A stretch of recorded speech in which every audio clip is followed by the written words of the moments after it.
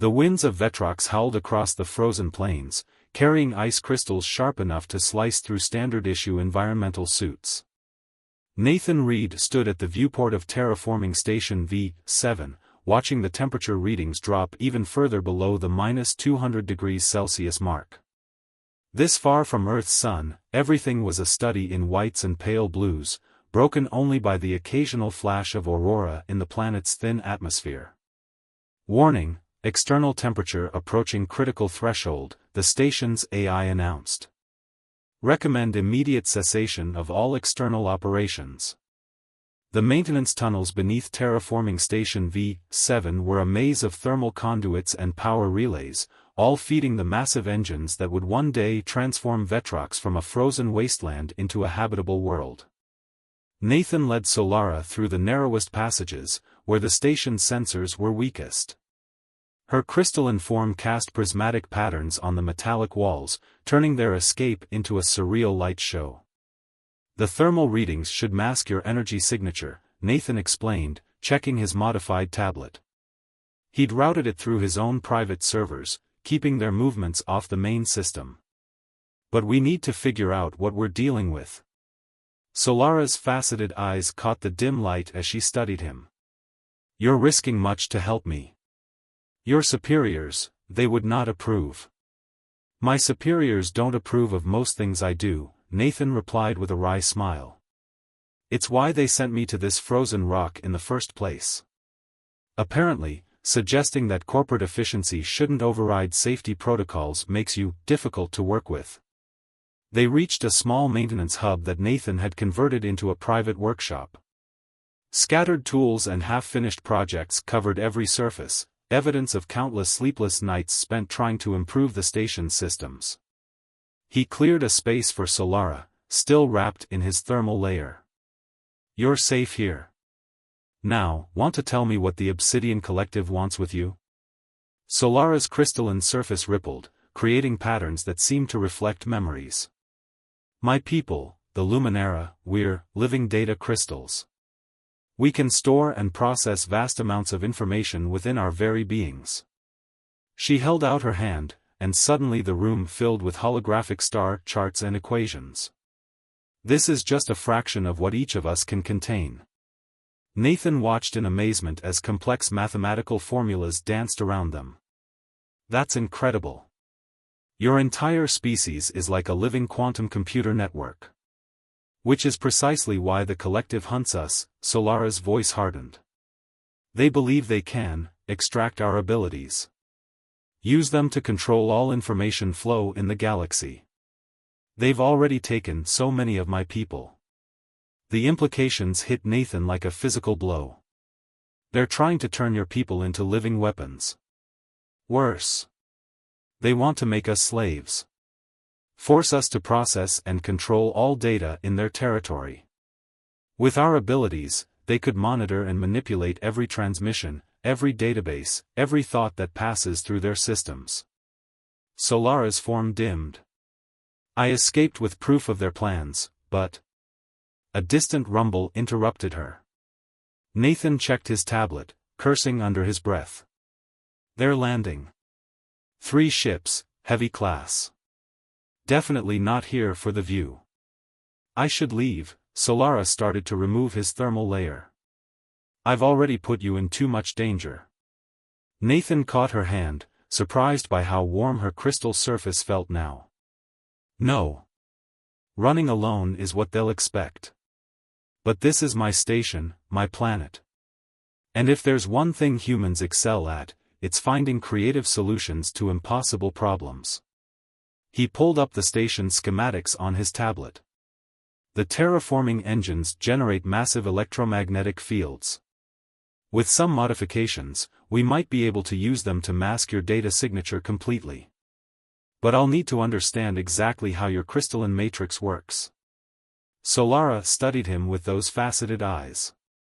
Such knowledge, sharing it with other species is forbidden. But you gave me your warmth without hesitation, risked yourself without knowing me. Her form pulsed with soft light. Perhaps it's time for old rules to change. She reached out, her crystalline fingers intertwining with his. Where they touched, Nathan felt a strange resonance, as if their very atoms were trying to synchronize.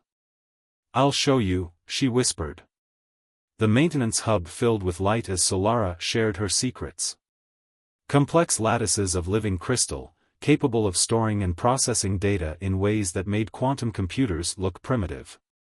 But more than that, Nathan saw the beauty of her people's culture, their deep connection to the flow of information that bound the galaxy together. As they worked through the night, finding ways to protect her from detection, Nathan realized he was witnessing something unprecedented, the first true melding of human and Luminara knowledge.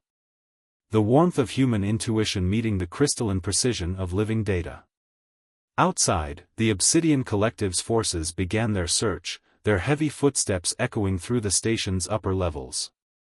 But in their hidden sanctuary, surrounded by dancing lights and complex equations, Nathan and Solara were creating something new. Something that might just change everything. And in the cold depths of Vetrox, as they worked side by side, neither of them noticed how their rhythms had aligned, his heartbeat matching the pulse of her crystalline form, creating a harmony that had never existed before in the galaxy. Dawn on Vetrox was a subtle affair, merely a slight brightening of the perpetual gloom as the distant sun struggled to penetrate the ice crystal atmosphere. In the station's primary control room, Chief Security Officer Rena Blackwood stared at the 3 Obsidian ships now parked on her landing pads. Their crews had presented perfect credentials, claiming to be conducting a routine inspection for dangerous technological contraband. Rena knew better. 20 years in Earth Special Operations had taught her to smell a cover story from light years away. She adjusted her dark uniform, the silver streaks in her hair catching the light as she turned to her console. The station's commander might have granted these inspectors access, but that didn't mean she had to make their job easy. 5 levels below, Nathan was introducing Solara to the one person he trusted completely on the station. Dr. Vesper Rain barely looked up from her complex array of terraforming calculations when they entered her private lab, her ebony skin illuminated by multiple holographic displays.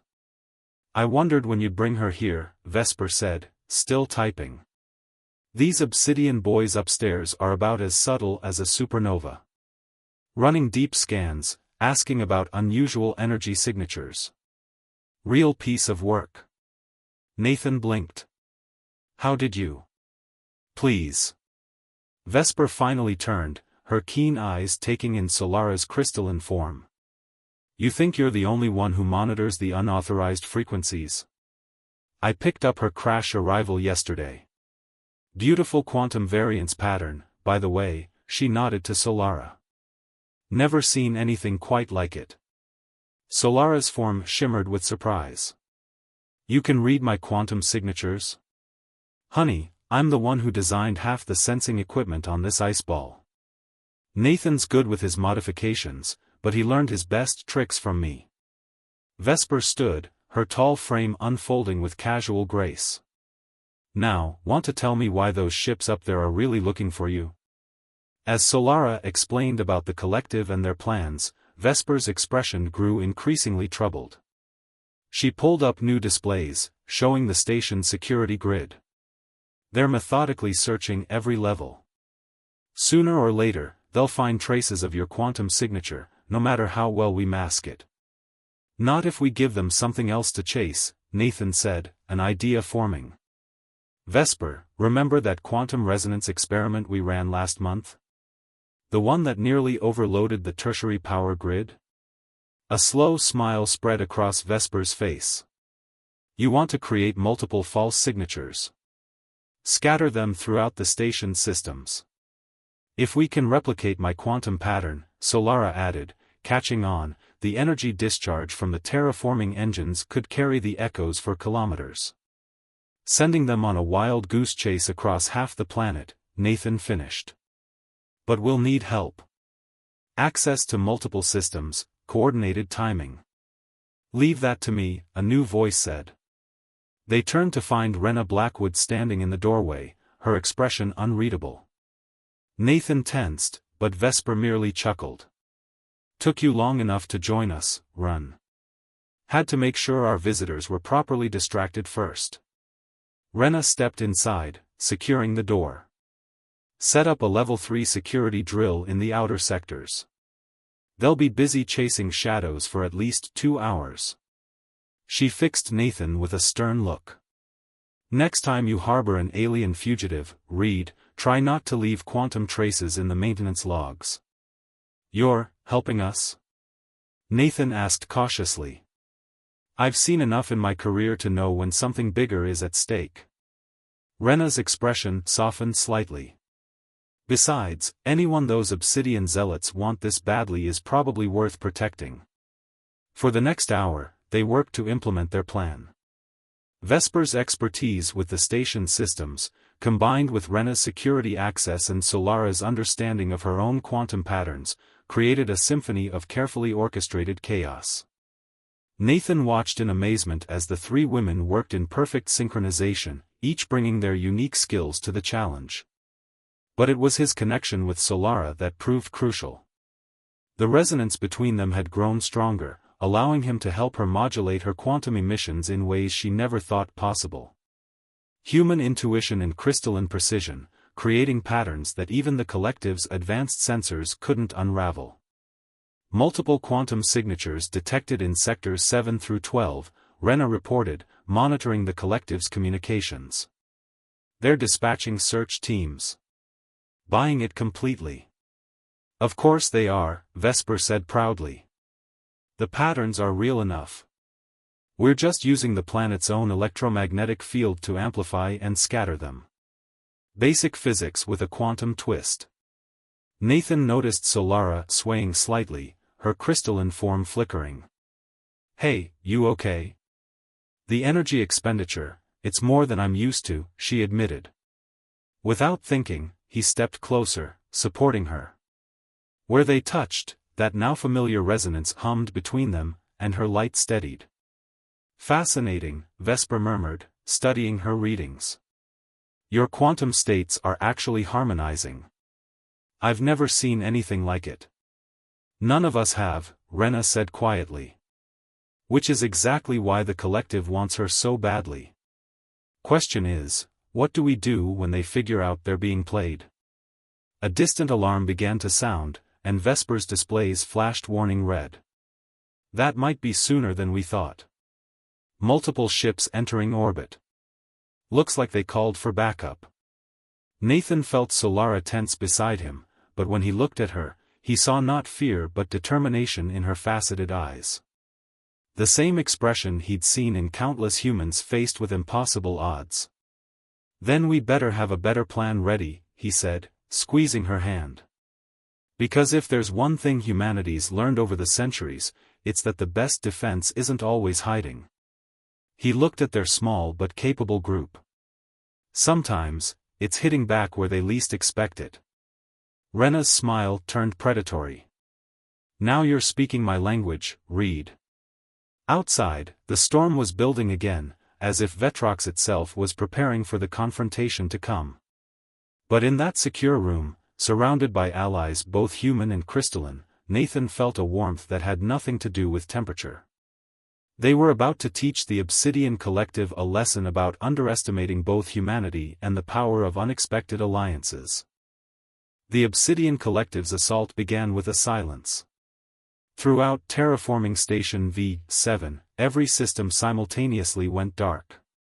Emergency lights flickered on, casting crimson shadows through the corridors as the temperature began to drop.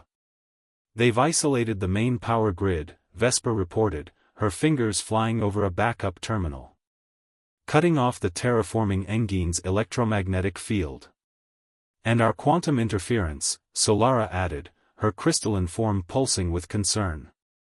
They'll be able to track me now.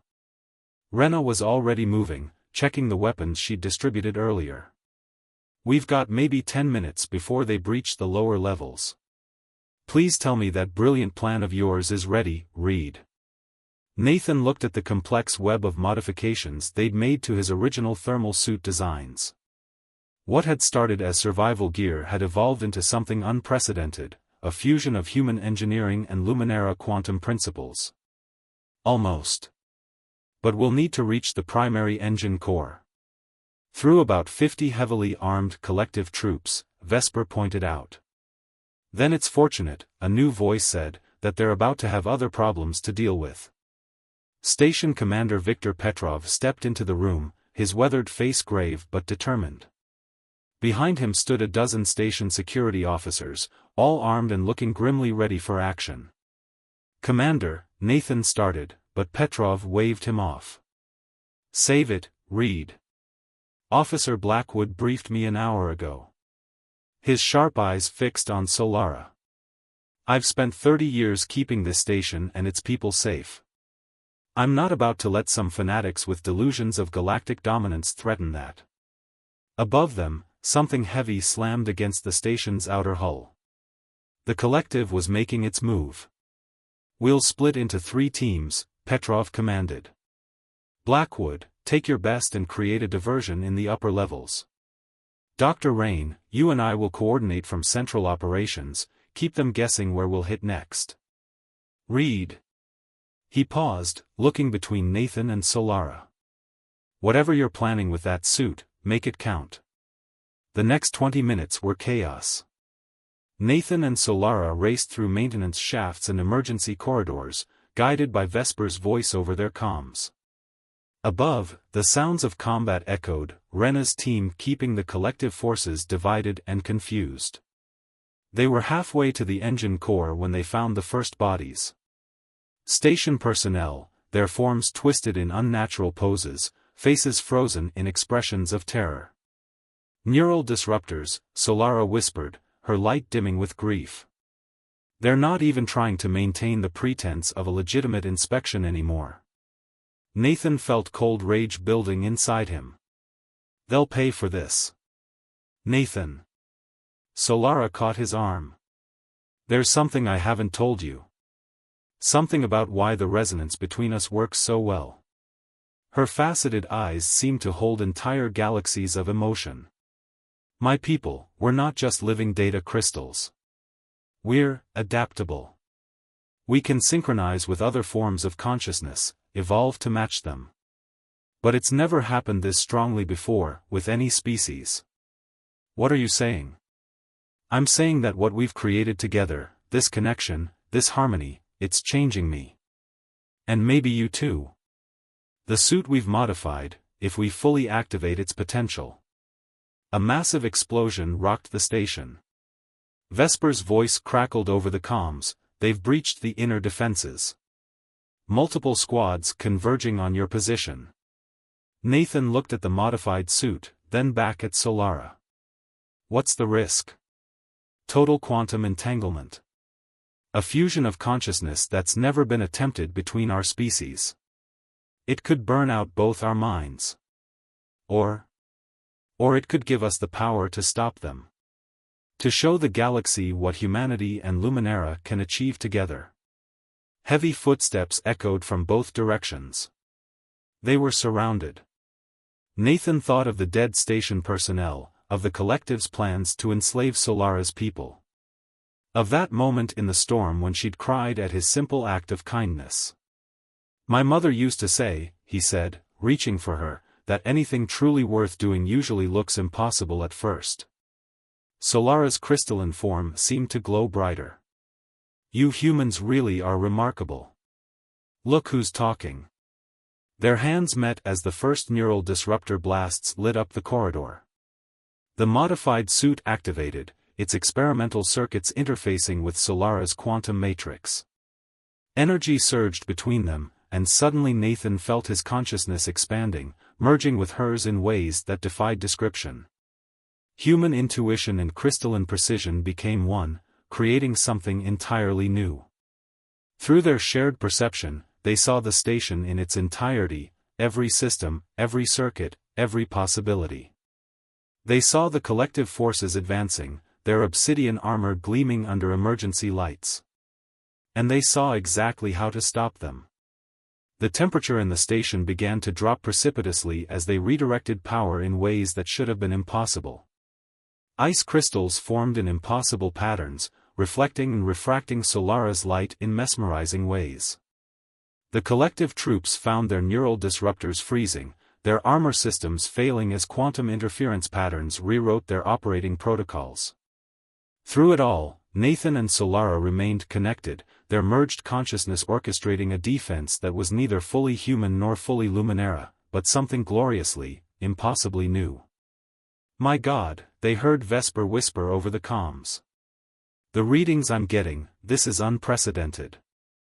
But they also felt the strain. Their fusion was powerful but unstable, threatening to burn out both their minds just as Solara had warned. As the collective forces fell back in disarray, Nathan felt his grip on consciousness beginning to slip. The last thing he heard before the darkness took him was Solara's voice, somehow both inside his mind and all around him. "Hold on, my impossible human. This is just the beginning." Nathan awoke to the soft hum of medical equipment and the sensation of crystalline energy coursing through his veins.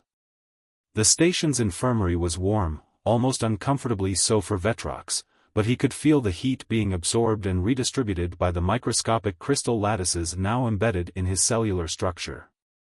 "Welcome back," Vesper said from her position at a nearby console. "You've been out for 3 days. Gave us quite a scare." "Solara?" Nathan tried to sit up, his mind reaching instinctively for that familiar resonance. "I'm here." Her voice came from his right, and he turned to see her crystalline form had changed. The facets were more defined, with threads of human DNA-like patterns swirling beneath the surface. "We changed each other.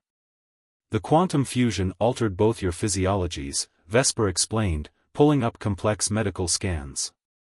"Nathan's cellular structure now contains crystalline elements capable of basic quantum processing. And Solara's crystalline matrix has adapted to incorporate aspects of human neural patterns. It's revolutionary." "The collective?" Nathan asked, remembering the battle. Retreated with heavy losses, Rena's voice came from the doorway. The security chief looked tired but satisfied.